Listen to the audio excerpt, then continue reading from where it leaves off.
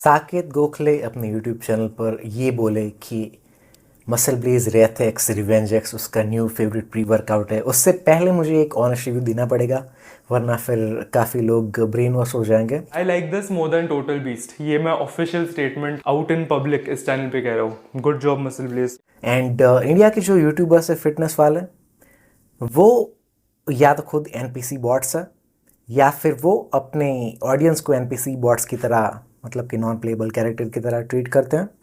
Because ये जो pre workouts होते हैं वो कुछ खास नहीं होते हैं, और जो अच्छे वाले आते हैं वो ये कभी प्रमोट नहीं करते हैं। तो हमें रिव्यू करना पड़ेगा ऑनेस्टली। तो बात करते हैं हम। ये नया वाला लॉन्च किया मसल बेस ने, बहुत ही लंबा नाम है।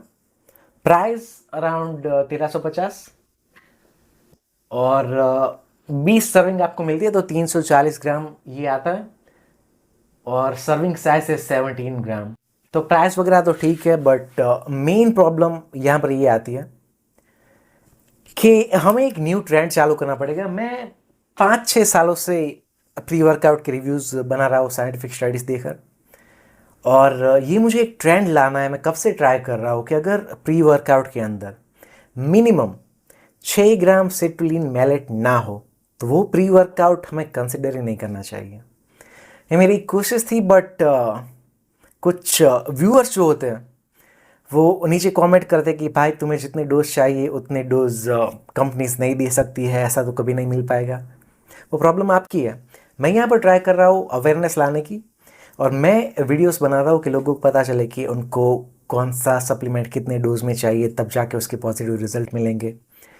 और लोग यहाँ पर कंपनीज को डिफेंड कर रहे हैं कि कम चीज़ें कंपनी डालेगी फिर भी चलेगी, कोई प्रॉब्लम नहीं है, ज़्यादा हमें नहीं चाहिए। तो आप एज अ कस्टमर आप अपने को लेट डाउन कर रहे हो। मैं यहाँ पर अकेला यूट्यूबर हूँ जो कंपनीज की मतलब अच्छाई नहीं करता है, उसकी पॉजिटिव्स नहीं बताता है गलत तरीके से, जस्ट बिकॉज कि मुझे स्पॉन्सरशिप चाहिए। ऐसा मैं नहीं करता हूँ, मैं ऑनेस्टी के साथ वीडियो बनाता हूँ। तो मेरे पर ये सारी कंप्लेन ना करो। 6 ग्राम सिट्रुलिन मैलेट नहीं होगा तो आपको जो पंप चाहिए जिम में वो नहीं मिलेगा। सिट्रुलिन से क्या होता है, आपका ब्लड प्रेशर लो होता है, नाइट्रिक ऑक्साइड का प्रोडक्शन बढ़ता है उससे, एंड आपकी जो ब्लड वेसल्स होती है वो वाइड होती है, वेसोडायलेटर ऐसे बोलते हैं। एंड वही चीज़ से आपको पंप मिलेंगे जिम में, तो वो चीज़ 6 ग्राम से कम होगी, वो मज़ा नहीं आएगा। तो इसके अंदर 4500 मिलीग्राम से, मतलब के 4.5 ग्राम है। तो लास्ट टाइम कुछ रेथेक्स में 3 ग्राम आता था, इन्होंने एक्चुअल थोड़ा बढ़ाया, तो थोड़ा हम चैरिटेबल मार्क इनको थोड़ा देंगे। और फिर ये नाइट्रो सर्ज है 3 ग्राम। तो नाइट्रो सर्ज मैंने देखा तो मुझे कुछ मिला नहीं कि नाइट्रो सर्ज क्या होता है, बट इंग्रेडिएंट लिस्ट में देख कर ही मुझे पता चल जाता है कि नाइट्रो ब्लेज जो है, नाइट्रो ब्लेज, उसके अंदर कुछ खास नहीं है। वो सिर्फ एक आर्जिनिन का पेटेंटेड नाम है जो कि मसल ब्लेज ने पेटेंट कराया होगा, कुछ और ख़ास चीज़ नहीं है। और आर्जिनिन जो है उसका एब्सॉर्प्शन बॉडी उतनी अच्छे तरीके से नहीं कर पाती है। सिट्रुलिन जब आप लेते हो ओरली तो वो आपकी बॉडी में आर्जिनिन में कन्वर्ट होता है, बट वो खुद आर्जिनिन लेने से बहुत ही ज़्यादा सफिशिएंट है। आर्जिनिन का ब्रेकडाउन बॉडी उतने अच्छे से नहीं कर पाती है, सिट्रुलिन को बॉडी इजीली आर्जिनिन में कन्वर्ट कर पाती है, और आर्जिनिन के लेवल्स हमें हाई चाहिए ब्लड के अंदर, बॉडी के अंदर। बट आर्जिनिन सप्लीमेंट अगर आप डायरेक्टली लोगे तो उसका एब्सॉर्प्शन उतना अच्छा नहीं है। तो मुझे पता नहीं चलता कि ये कंपनीज, वैसे मुझे पता चलता है बट मान के चलते मुझे पता नहीं चलता है कि कंपनीज पूरा 6 ग्राम या 7-8 ग्राम सिट्रुलिन ही क्यों नहीं दे दी थी, बट वो मिक्स क्यों करती है आर्जिनिन के साथ जो कि पोरली एब्सॉर्ब्ड है। उसका रीज़न मैं अब बताता हूँ कि आर्जिनिन काफ़ी चीप आता है और citrulline one of the most expensive ingredient होता है प्री वर्कआउट का। अब आगे बढ़ते हैं। कुछ अच्छी बात भी मैं करूँगा अगर मिलेगी तो। टॉरिन 1 ग्राम के डोज में है, ओके, अच्छा, अच्छी बात है। 2-3 ग्राम तक आप टॉरिन ले सकते हो, 1 ग्राम ठीक ठाक है। क्री प्योर, तो क्रिएटिन मोनोहाइड्रेट जर्मनी वाला इसमें दिया गया है, बट अगेन फिर से प्रॉब्लम आती है कि आपको कोई चीज़ डालनी ही है अपने प्रोडक्ट के अंदर, तो कम क्यों डाल रहे हो आप। इंग्रेडिएंट की जो सर्विंग साइज है 17 ग्राम, उसको ऑप्टिमली यूज़ नहीं कर रहे हैं आप, वेस्ट कर। और वेस्ट क्यों कर रहे हैं, बिकॉज 3 ग्राम क्रिएटिन तो मिनिमम आपको मिलना चाहिए बेनिफिट के लिए, 3 से 5 ग्राम, इवन कुछ लोग 10 ग्राम भी लेते हैं, बट 3 ग्राम तो देना चाहिए था प्री वर्कआउट के अंदर। 1 ग्राम क्रिएटिन से क्या आपके क्रिएटिन लेवल सैचुरेट हो जाएंगे? आप रोज़ तो प्री वर्कआउट लेने वाले हो नहीं, तो अगर आप वीक में 4 बार प्री वर्कआउट यूज़ करते हो तो आपको वीक का 4 ग्राम ही क्रिएटिन मिला। तो अगर आपको कोई चीज़ देनी है तो वो पूरी क्वांटिटी में दो, ना कि कुछ सिर्फ ऐड करने के लिए आप बता दो लेबल पर कि इसके अंदर क्री प्योर है, बट डोसेज कम होगा तो कुछ फ़ायदा नहीं होगा। उसके बाद आता है टायरोसिन 500 मिलीग्राम। तो टायरोसिन एक ऐसी चीज़ है जो कि आपको स्ट्रेस वाली जो कंडीशन होती है, थोड़ी डिफ़िकल्ट कंडीशन आती है, मतलब कि वर्कआउट के अंदर कुछ चैलेंजेस आ रहे हैं तो उसके अंदर ये चीज़ हेल्प कर सकती है। डोसेज ठीक ठाक है 500 मिलीग्राम का। उसके बाद आता है कैफीन। दो कैफीन 200 मिलीग्राम कैफीन। तो कैफीन तो हर हर कोई डाल देगा अपनी प्रोडक्ट में। कैफीन से जो प्री वर्कआउट जो होते हैं वो कैफीन के ऊपर ही काम करते हैं इंडिया में, बिकॉज पंप के लिए कोई इंग्रेडिएंट हमारी कंपनी तो नहीं डालती है। तो कैफीन अच्छे डोज में 200 मिलीग्राम का। कैफीन के बेनिफिट तो आपको ऑलरेडी पता है, एंड्योरेंस, मसल आउटपुट, फोकस वगैरह। उसके बाद एल थियानिन है 200 मिलीग्राम। तो एल थियानिन आपको ग्रीन टी में से मिलता है, और एल थियानिन जो है वो कैफीन आपको एकदम से शार्प फोकस देता है, बट एल थियानिन जो होता है वो आपको एक काम फोकस देता है, मतलब कि शांत तरीके की एनर्जी देता है। तो कैफीन की जो एज होती है उसे टेक ऑफ करने के लिए एल थियानिन एक अच्छी चीज़ है। तो वो एक अच्छी चीज़ है। मैं इसका पूरा बताऊंगा कि ये प्रोडक्ट किसको लेनी चाहिए किसको नहीं लेनी चाहिए। ग्लाइसिन का डोज काफ़ी कम है 150 मिलीग्राम, तो मैं उसका डिस्कशन नहीं करूंगा। और विटामिन बी 3 और बायोपेरिन की मैं बात नहीं करूंगा। बायोपेरिन से ये एब्सॉर्प्शन बढ़ाने की बात करते हैं, बट 5 मिलीग्राम मुझे नहीं लगता है। 5 ग्राम आप ये जो काली मिर्च आती है ना, क्या बोलते हैं उसे, मरी बोलते हैं गुजराती में, मुझे हिंदी नाम नहीं पता है, ब्लैक पेपर।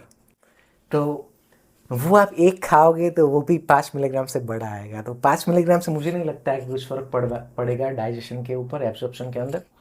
तो अब हम बात करते हैं कि ये एक्चुअल में इफेक्ट क्या देगा। तो अगर आप ये प्री वर्कआउट लेकर ऐसी होप कर रहे हैं कि इससे आपको जिम के अंदर पंप्स वगैरह मिलेंगे, तो वो तो नहीं मिलेंगे। मैं तो डाइट पर हूँ वैसे भी और काफ़ी कम वर्कआउट कर रहा हूँ, तो पंप नहीं मिलेंगे इससे आपको, बिकॉज मिलेंगे बट फिर भी लैक लस्टर होंगे, उतने ज़्यादा नहीं मिलेंगे। ऑप्टिमल जो होने चाहिए उतने नहीं मिलेंगे।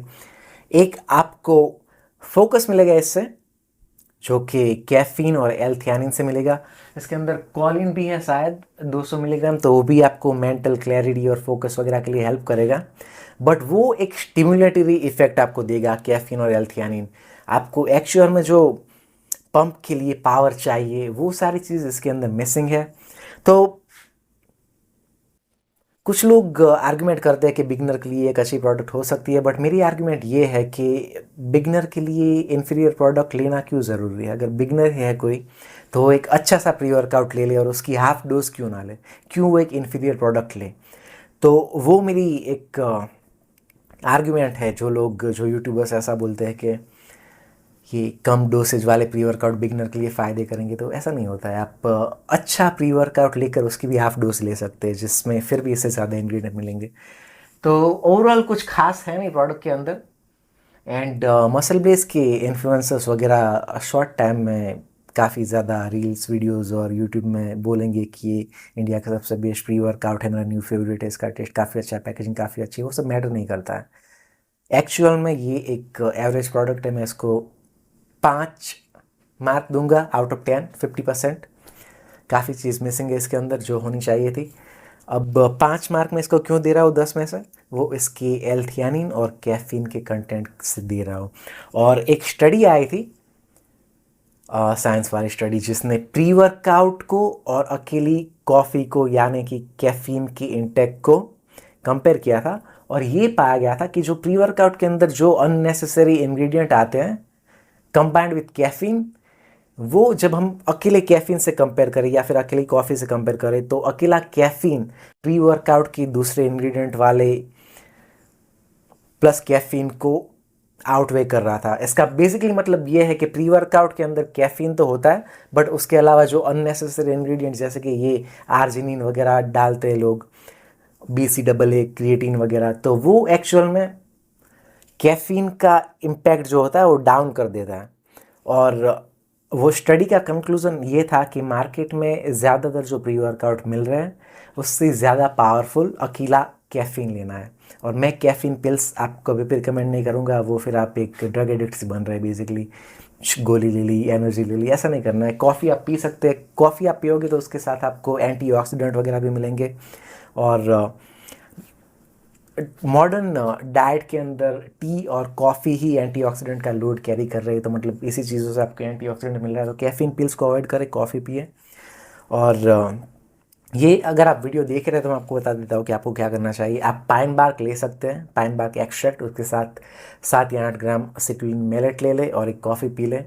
और जो सिट्रुलिन मैलेट आप मिक्स कर रहे हो पानी में, उसमें थोड़ा सा सॉल्ट आप ऐड कर दें। उससे जो आपको रिजल्ट मिलेंगे वो इससे 4 गुना अच्छे मिलेंगे। और ये मेरा एक वीडियो है, आई होप कि ये वीडियो आपको अच्छा लगे। एंड वीडियो अच्छा लगे तो आप अपने दोस्त को शेयर कर सकते हैं। बाकी यूट्यूब पर दूसरे जो भी वीडियो आएंगे वो इन्फ्लुएंसर्स है, वो बड़ी कंपनीज़ या छोटी कंपनीज़ की स्पॉन्सरशिप लेने की ट्राई कर रहे हैं या फिर फ्री में प्रोडक्ट लेने की ट्राई कर रहे हैं, तो वो अच्छी चीज़ें बोलेंगे, उनको कोई बेनिफिट नहीं होगा ऑनेस्ट रिव्यू देने से। और इसीलिए साकेत गोखले जैसे लोग भी आपको ये सारी चीज़ें रिकमेंड करते हैं। But thank you for watching, I will see you guys later.